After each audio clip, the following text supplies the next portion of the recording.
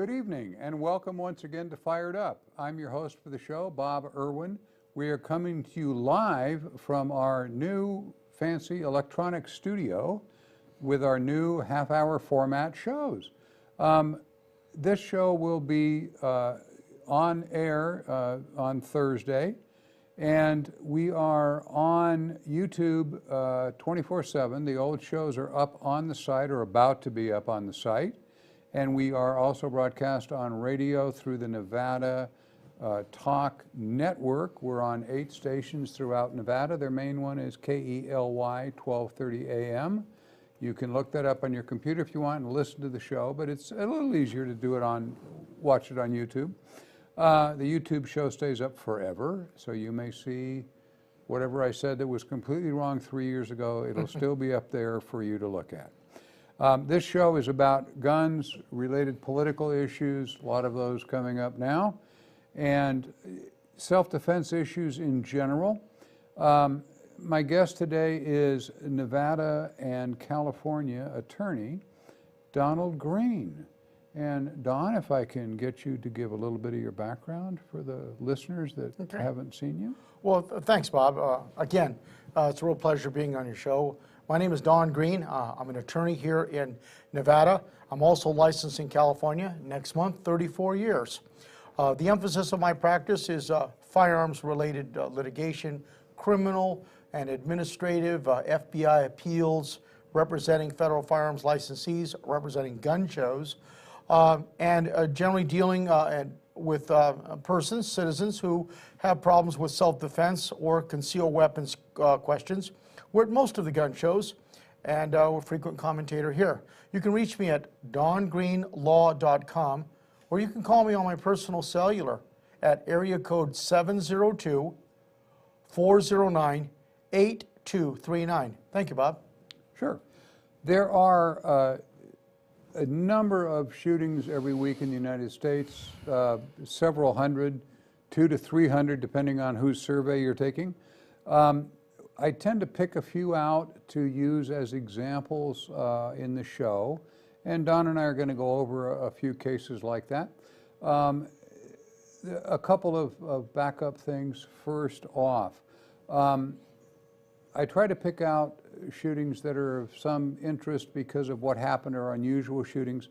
The idea is to let the viewers put themselves in the position of the person that was there and look at what he did versus what he could have done.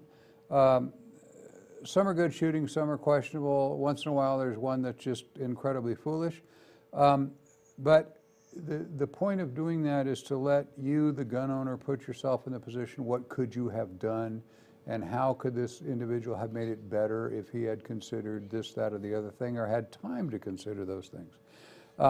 As Fired Up is a nationwide show, actually a worldwide show, when we give advice to people on specific incidents, it may not apply to you in the jurisdiction you live in. We encourage, the law varies dramatically from between Wyoming and New York City and so forth. And the laws and the rules are different, so we encourage anybody, if you're involved in an actual incident, you have shot somebody, you're being sued something over a firearms issue, that you contact local counsel to take care of that problem. The laws are entirely different. I mean, I don't know how Don does his practice, as confusing it as is between the laws that we have in Nevada and the laws we have in California. And frequently, he's been on the show a lot of times. We've had cases that are a fine shooting in Nevada, and in California, the guy's looking at jail time. So anyway, local law always prevails, so check out local law if you have a current case. You can get a hold of Don and he can recommend somebody, or I can recommend somebody for you in another jurisdiction to look at that case. Okay, the first one up here is from KTLA TV5 and the Victor Valley News in Hesperia, California. The incident was reported in the 7200 block of Kern Avenue, New Rancho Road in Hesperia, if you know where that is. Their dispatch received a call of shots fired. According to Sergeant Hubbard with the Hesperia Police, about 10:30 this evening, our deputies responded to a report of a burglary in progress, and at a residence on Kern Avenue. The arriving deputies found a male subject down suffering from gunshot wounds. The arriving officers determined that the suspect had been shot. Well, that would be par for the course.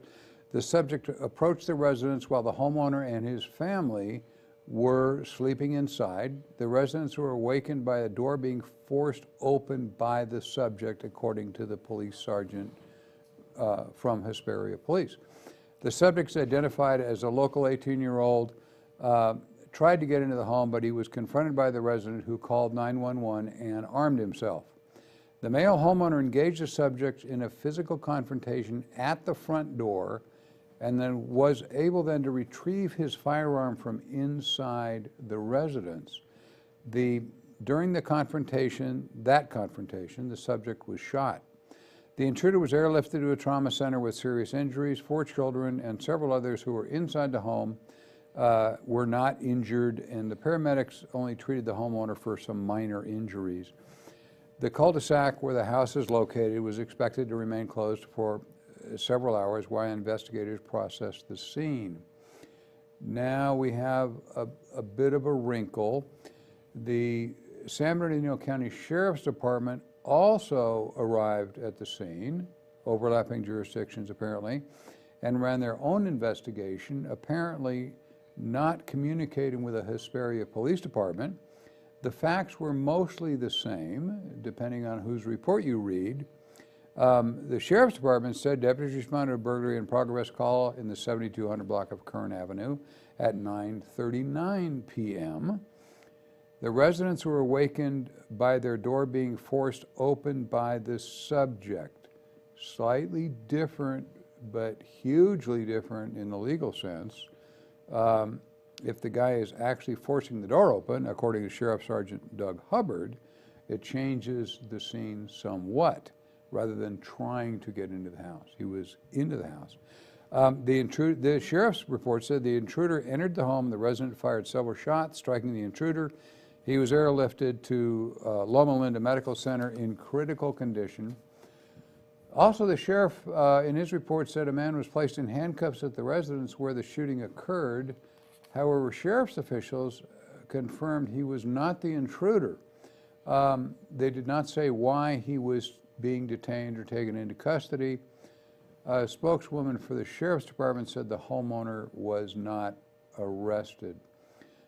We frequently get these types of reports where there are two reports that are different. And this will shake out, I guess, when the two departments decide to talk to each other. It's certainly a valid shooting if the intruder was breaking in at the time it happened. As the sheriff's officer said, the second man was perhaps a lookout or a driver for the getaway car. California, it's a California event. They have some interesting possible conclusions under their self-defense laws. So now I give the floor to our California attorney. Thank you. Bob, in the report by the Hesperia Police, now understand this, Hesperia is just a little bit north of actually south by southwest of Victorville. All right, and then of course it's in San Bernardino County. Notice here that the Hesperia Police say that there was somewhat of a confrontation at the front door, and the homeowner went back inside to get his firearm.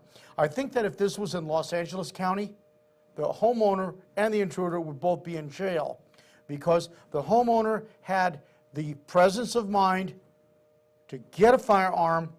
Is it more than bare fear? I don't know. He didn't seem very fearful if he went back in. That's how I think the district attorney's office in Los Angeles County would look at this, perhaps in San Diego County and San Francisco County, and prosecute the homeowner for the discharge of the firearm in a situation which did not require self-defense at that moment. And we noticed from both, I hit the high points of both police reports, and it doesn't say in either one that the intruder or would-be intruder, whichever he was armed. Absolutely. Doesn't say that. He may have been. I mean, the Sheriff's Department clearly left a lot of stuff out of their initial report and clammed up on it. Perhaps they have more experience with shooting cases than the Hesperia police. But those are gigantic issues, and I know in California this is very tough. If the intruder turns out was unarmed, and who did they arrest? Right, and in the San Bernardino Sheriff Office, San Bernardino Sheriff County Office report, it doesn't say that the homeowner went back into his residence or went back to get the firearm. Again, even if he did, even if it's stated in here, it's that momentary, that thinking, that precise moment of what was the homeowner thinking at that time. Is it my life or his? Or I think I'll just go get my gun and shoot this guy. That's how I think California prosecutors, perhaps even in San Bernardino County. These details, I mean, it may seem to some of you we're doing a lot of details that may not need to be covered, but they're really important from a legal perspective. We're going to be back in a few. We've got some words from our sponsors, and don't go away. We'll continue shortly.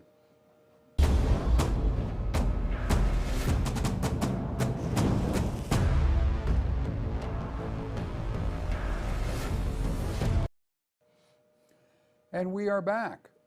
This next story is from KSLA News 12 TV from the 31st, the Halloween night, if you will, in Jonesboro, Arkansas.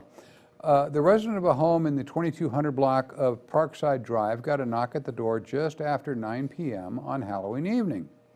When he answered the door, he discovered instead of the little kids he expected, he found two men wearing dark hoodies, one of whom held a gun in his face and apparently was trying to rob him.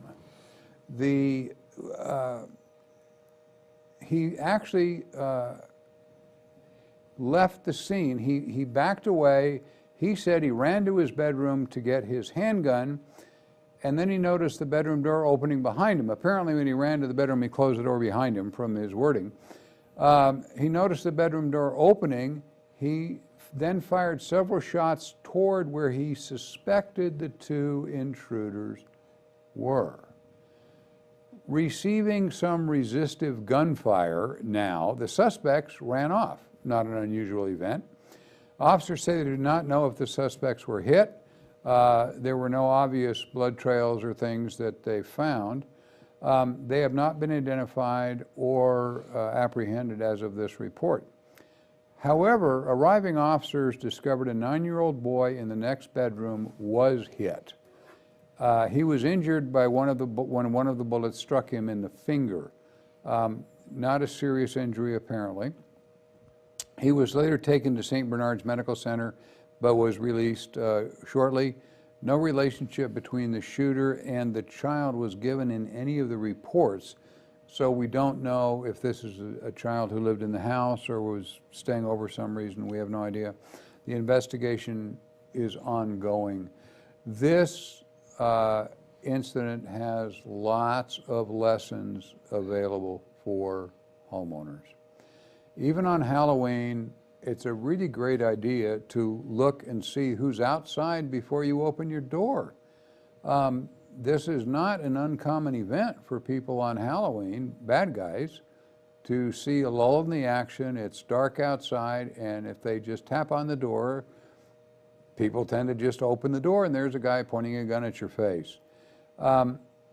If you have to run and get your firearm, the bad guys might follow you, as they did in this case. And I will have to say that's fairly unusual in my experience, that the bad guys, when he left the doorway, would follow him into the house. But you can't predict bad guys. They do things that you wouldn't do, but you're not a bad guy, so you don't think the way they do. Anyway, people commonly plan that the intruder will be in their bedroom doorway when the home invasion happens.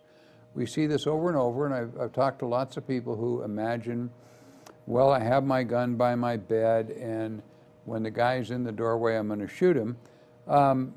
That rarely happens that you awaken while he's in the doorway. You awaken when he's kneeling over you, holding a knife at your throat.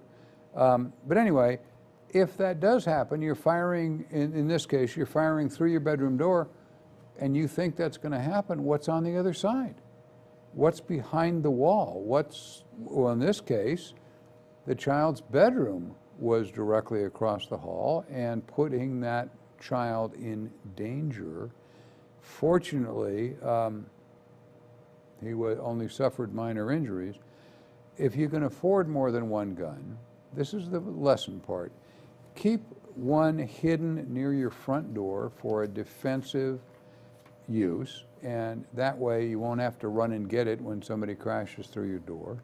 Keep another one hidden near the back door for defense or for escape, so you can grab a gun on the way out the door. Obviously, this individual wouldn't have and left his child in the house, so, but that way he has, if he's driven away from the door, runs away from the door, he has another gun somewhere that he can get. As I said, this resident is extremely lucky that his bullet didn't injure the child. Can you imagine the negatives that could have come from that? Yes. Are just startling. Here, as in 95% of real cases, when armed resistance was offered, the criminals ran away. In this case, they may have gotten away totally, and we don't know if they were even hit. But the investigation continues, and sooner or later they'll brag to somebody about it and get themselves caught. What do you think, Don? Okay, Bob. Let's transfer this case to Los Angeles, California. Okay. Why? Because this is the second example in a row tonight in which the homeowner, when confronted with something at the doorway, runs and gets his firearm.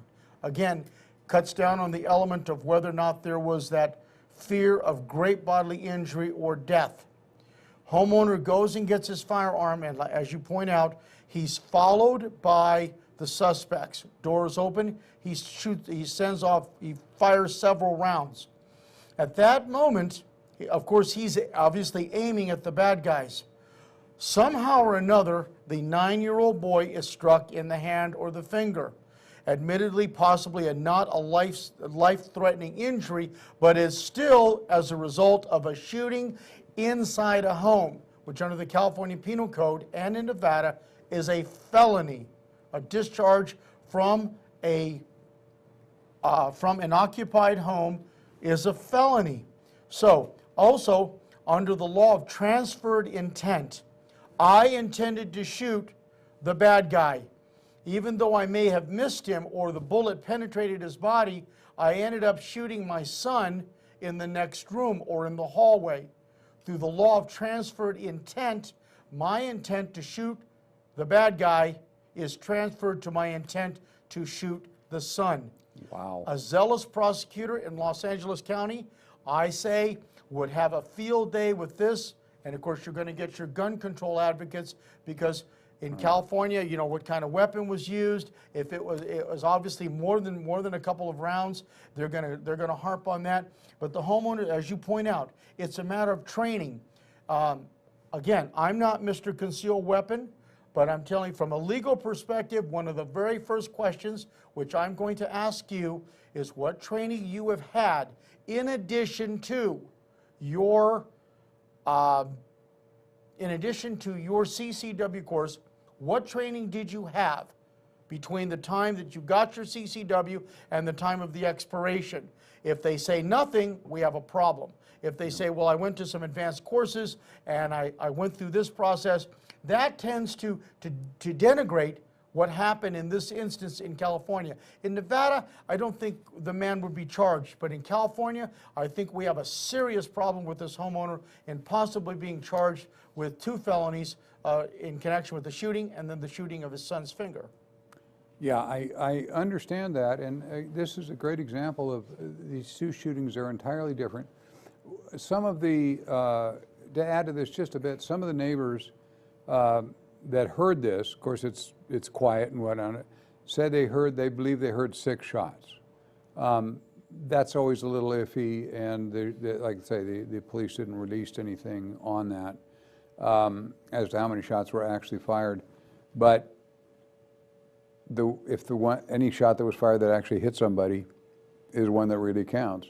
The ones that don't hit anybody, Yeah, are a misdemeanor, and who cares? They're not going to put you in prison or cause you the mental gymnastics people go through when they shoot somebody who didn't deserve it. They fired at somebody, or somebody else was in the line of fire. We're going to do one more story, kind of on this same subject, that took place in Davie, Florida, yesterday, actually. We will be back after a couple messages, and don't go away. Hang on, Don.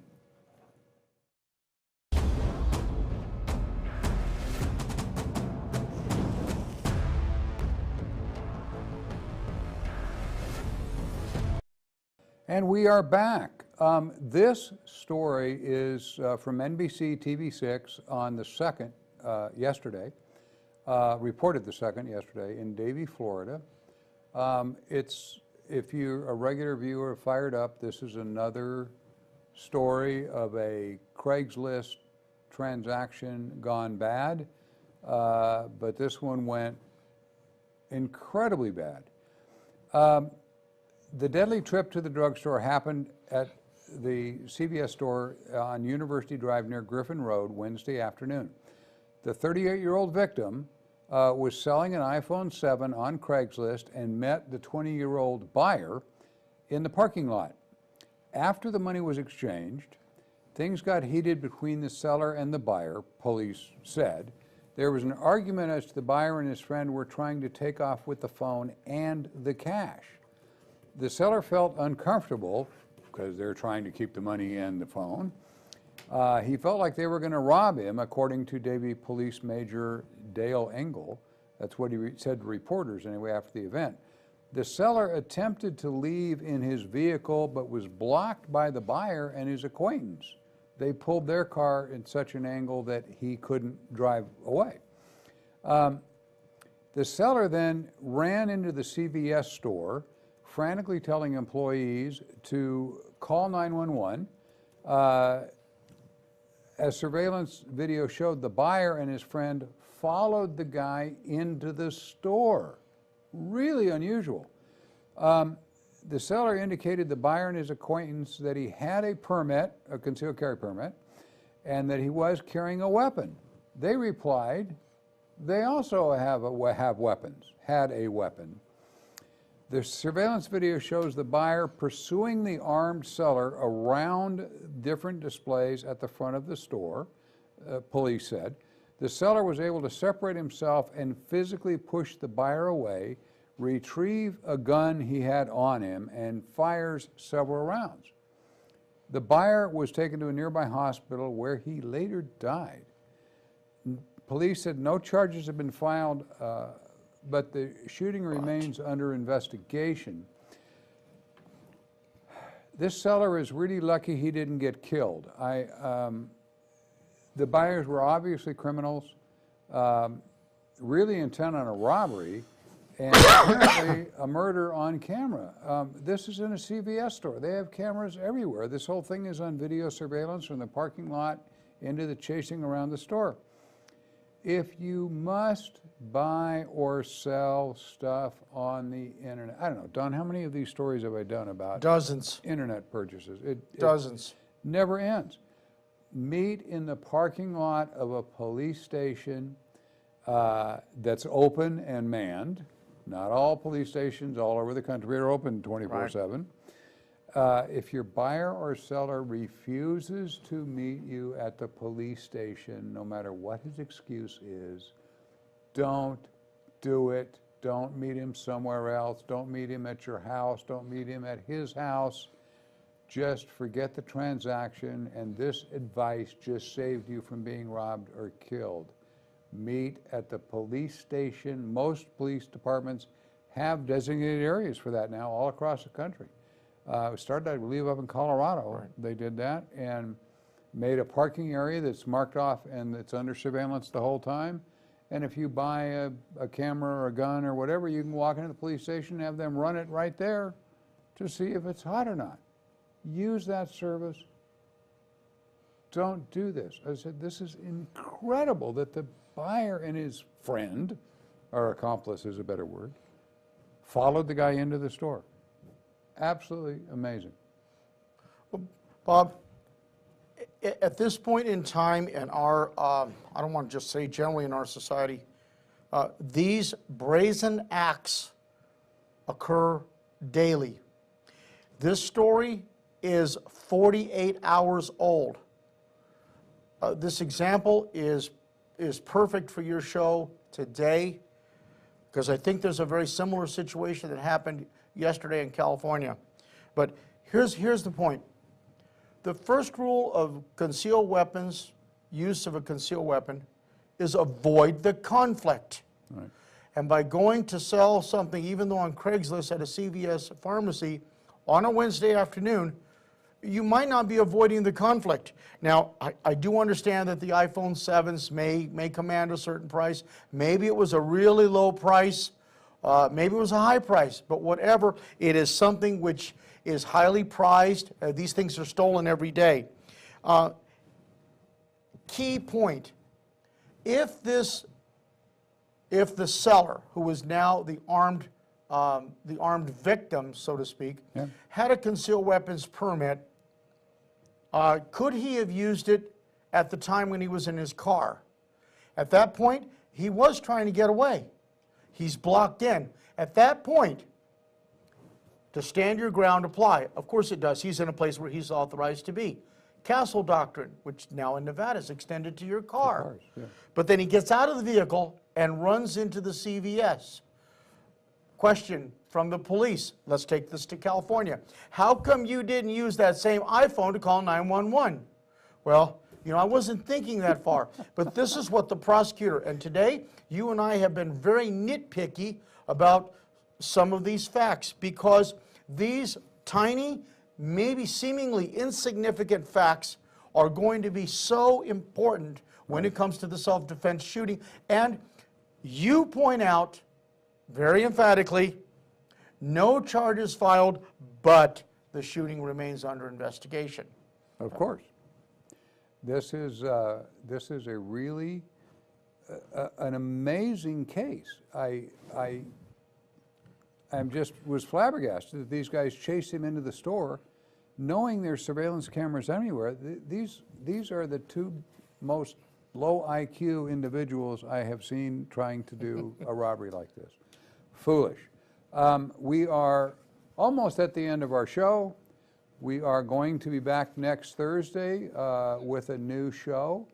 This show we are recording now will be on Thursday night and next Thursday night, and there is a gun show this weekend at Sports Center. Don and I will both be there. Come on by and say hello. Yes. Thanks for listening. We'll be back next week.